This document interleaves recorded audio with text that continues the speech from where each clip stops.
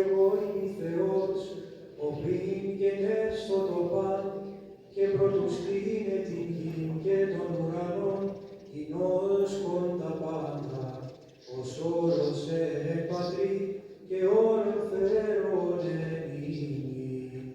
Δόξα σοι ο Θεός ημών, δόξα σοι, λόγος συνέστησαν των ουρανών αματική, συνείδηγαν το Πατρί και διαλόγου φέρω το όδετο παν, ο λόγος σοφία και δύναμις και οίκων και συνεργός και ισουργός. Δόξα σοι ο Θεός ημών, δόξα σοι, εις όρους επετών, εις ο αιώνας. Greetings, Uncle Travelling Matt here, and it's the end of another day on my Cyprus holiday, possibly the 9th, not quite sure.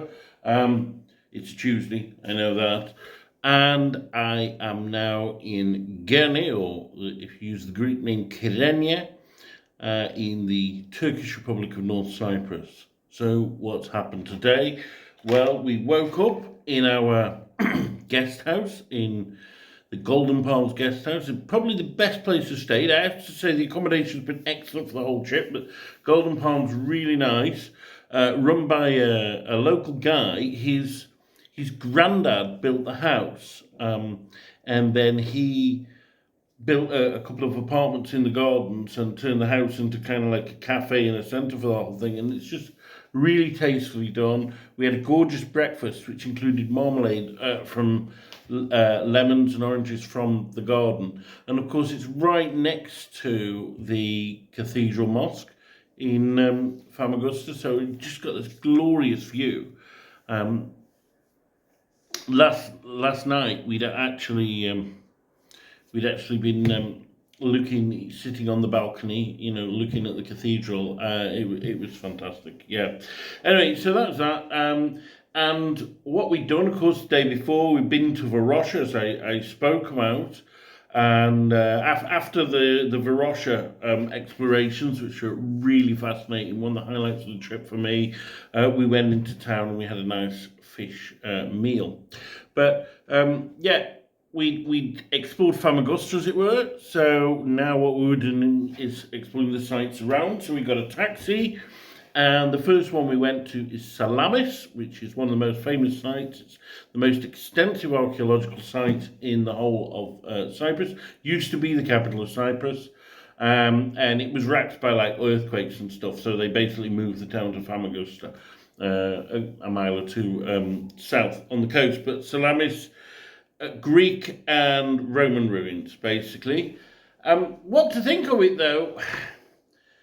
Both Alex and I were a little disappointed, and the sad thing is, with travel, you end up comparing sites you've been to with other ones, and both of us have been to better Greek and Roman sites. And it's a shame, because if I'd never been to a Greek or a Roman site before and I'd gone to Salamis, it would have blown me away. It's been incredible. I mean, there was this really good, I say well-preserved theatre. It might have been partly rebuilt, let's be honest. But this excellent theatre and a really interesting bathhouse. But compared to what I'd seen in Jordan a couple of years ago, it wasn't that good. The big problem with Cyprus, with Salamis, is a lot of it is unexcavated. And while we were there was a party of British tourists going around, and I overheard what the guide was saying to them. And she was saying that when she was training to be a guide, the archaeologists that helped train her had been on the team excavating Salamis, and it was 1974, and they'd done some really good work on, I think, the bathhouse, and then they were going to do the amphitheatre next, but you don't dig in the summer because it's way too hot, so they were going to start again in September. And then, of course, there was the war, and so it was never possible. And now she says there are issues getting international teams there because of it's an unrecognised country, and the Republic of Cyprus claims it, and so on. So only local teams can do it, and of course they don't have the financial resources to do it properly. That said, there was evidence of some work that had been done. We walked out to the almost the seashore, and there's a huge basilica there that's recently been excavated, and that was quite interesting. And we also walked up to where the temple of Zeus was. Not a lot left there, to be honest, but it was quite stunning anyway. So yeah, that's that. After Salamis, we went on to the church, or the shrine of Saint Barnabas, because one of the apostles, Saint Barnabas, is said to have come from Salamis. So after hanging out with Jesus and that, he returned to his hometown and he became the first bishop there. I was really looking forward to this. This is one of the things I want to see more than anything else on the island.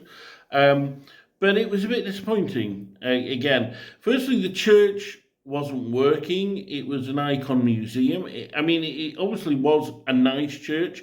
And the icons are interesting because, unlike in a normal church, you got several examples of the same one next to each other, so you could see how they differed slightly. But the standard of them wasn't that high, and it was just sad to see such a holy place not being used as a church. Also, I couldn't find the tomb of the saint, which is what I really wanted to see, because I'd had some bad news that morning, and I'd wanted to pray at the tomb of the saint about it. It turned out it was in the garden. Nobody even signposted that.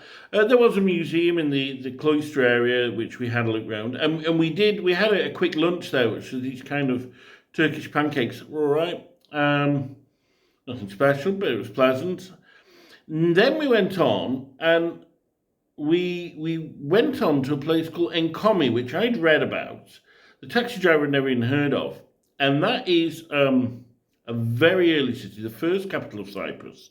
And it was only down the road, and he didn't even know the site existed. And it's kind of, I guess, the end of the Neolithic age, pre what we would call Greek culture. As a site, it was, very badly signposted, if at all.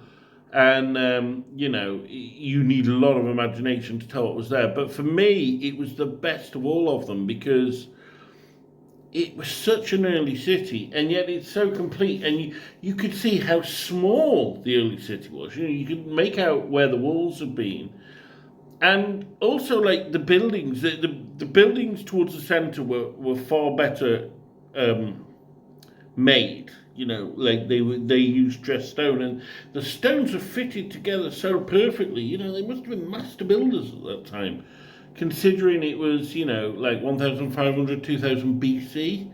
That's pretty amazing. And that place, both Alex and I, it blew us away a bit, and we didn't expect that. And, Alex's guidebook didn't rate it, mine didn't say a lot about it. But to me, and I only went because I'd seen things from Enkomi in the National Museum in Nicosia, and thought, all right, that place might be worth looking at. The final stop of our taxi tour was the Royal Tombs, which, they were tombs. They were all right, but again, as with the first two, a bit underwhelming. The best one was actually, it's called St. Catherine's Prison, because legend has it that St. Catherine, who of course died quite excruciatingly on a wheel in Alexandria, was locked up in that prison beforehand. Whether this is true, I don't know, but the prayers that I should have offered at St. Barnabas' tomb, I offered there instead. And that was quite atmospheric, but the others, they were, small chambers that I think had been under mounds, and then they'd kind of levelled the mounds away. One thing that was interesting is that in front of several of them, there'd been horses buried. This, according to Alex, backs up what it says in Homer, that the heroes were buried with their horses. So it means archaeologists knew that Homer wasn't completely made up, sort of thing. So after that, we went back to Famagusta, and we had a bit of time. So we went into the town and relaxed and drank coffee in the main square in front of the cathedral. There was a load of tables laid out in rows, and first we thought there was a cafe, but there was nobody at them. And then we realised it was an iftar meal, and so I actually went in the shop. It was a book shop, and it was all like Islamic books and that. There was two girls in headscarves, which, by the way, are like in Cyprus, in North Cyprus, they are not religious at all. Like, really, seeing a headscarf is quite a rare thing. Funnily enough, in the cafe where we were sitting next door, there was one of the very few girls in a headscarf, and yet she was busy like eating a cake, which it was Ramadan. She shouldn't have been eating anything. Not that I mind, but yeah, you know, it shows she's not that religious. But yeah, I had a chat with these girls, and they said, yeah, there was an iftar meal, and we were invited to it, but they said, unfortunately, we have to leave this evening. Well, that's a shame, and I told her about when I'd been to in Albania a few years ago. And then we had a wander on the walls, which was really good. There was some cracking views.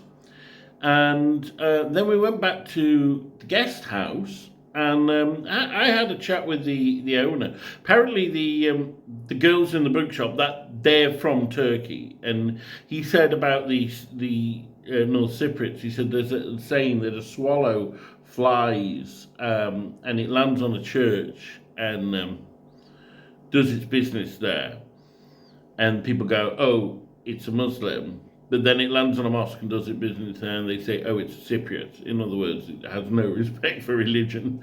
And that's a local saying, apparently. Yeah, and he said there was, yeah, he implied there was perhaps a little bit of tension, but not much. I mean, he himself was very, very liberal, to the point that his wife was actually Ukrainian and Christian, and we'd met her earlier in the day actually with their baby, so he was just not religious at all. But it was quite interesting to get a flavour of, you know, how life is here.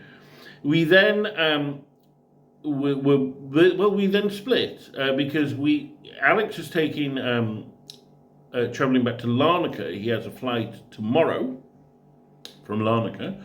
And of course, I was going to Girne. And we thought we would travel together to Lefkosia and then split there, but no. There was a dolmush to Girne and a dolmush to Larnaca. So we said goodbye to each other there. As always, Alex has been a fantastic travelling companion. Really enjoyed his company. Never get bored of his conversation. And there's not many people you can say that about, but absolutely fantastic. So yeah, shame to see him go, but I'm on my own now. The journey was across the plain. I mean, Lawrence Durrell in his book describes it as very beautiful. It was a plain, but it was very interesting because you could see in these towns, these new mosques, and then the old church nearby in all these little towns and villages that we passed through.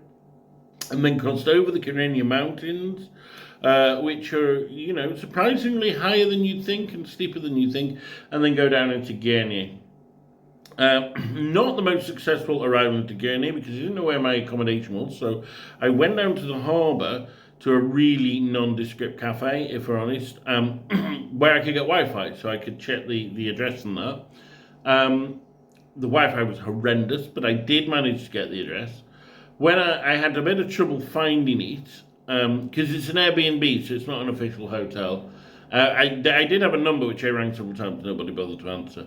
But I got there in the end, and I'm here in my room. It's not as good as some of the others that I've stayed in, if I'm honest.